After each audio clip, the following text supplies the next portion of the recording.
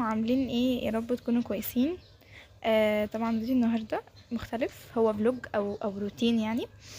بس قبل ما نبدا الفيديو النهارده متنسوش تحطوا اللايك والسبسكرايب والكومنت شير. طبعا فلوج النهارده هيكون مختلف تماما، لان انا مش هاخدكم زي ما انا بصحى وبذاكر. لا، النهارده من اول ما بروح الدروس لحد ما ارجع تشوفوا كده نبذه عن يومي.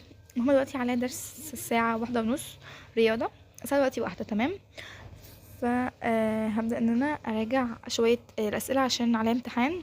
شايفين كمية الورق اللي انا استخدمته. براجع اسئلة كده يعني، فوالله يعني ايه، خلاص.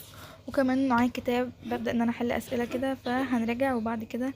وعلى فكرة، فالمهم انا دلوقتي يا جماعة لابسة، فهلبس وبعد كده هخلص وبعد كده هروح الامتحان. فادعوا ربنا معانا يا رب. أنا دلوقتي حالا من الامتحان، فدلوقتي يا جماعة مروحة. طبعا يا جماعة انا الامتحان زفت زفت، اقسم بالله بعمل لكم يعني زفت وبعمل لكم كده. المهم انا عندي برهان غلط، ولما اروح هحكي لكم ليه بقى. يعني هو غلط، وعشان كده انا دمي محروق اصلا، وحرفيا عايزه انتحر دلوقتي. فلما اروح هقول لكم بقى. امتحان طبعا يا جماعه، غلطت سؤال في البرهان. طبعا يا جماعه يعني بجد متضايقه قوي ومخنوقه وحاسه ان انا حرفيا يعني زعلانه قوي يعني. بس ماما قالت لي نعوضها ان شاء الله في الامتحان الجاي، وطالما مش امتحان اخر السنه نتعلم منه وكده.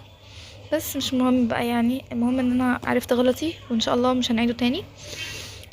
فالمهم يا جماعه دلوقتي المفروض ان انا عليا درس الساعه 3:30 تمام. يعني انا اصلا درس الساعه 1:30 بيخرجنا 3، بعد كده عليا درس الساعه 3:30. طبعا يا جماعه اي حد هيشوف المواعيد دي غبيه وغريبه، بس مش عارفه المدرسين هم اللي يعني. فالمهم دلوقتي هحط بقى حاجه العربي في الدرس.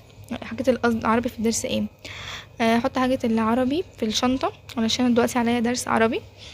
المواعيد بتاعته اتغيرت، ما عادش بيبقى عربي ودراسات، بالعكس بقى عليا دلوقتي عربي. فالمهم يا جماعه هروح دلوقتي واجيلكم.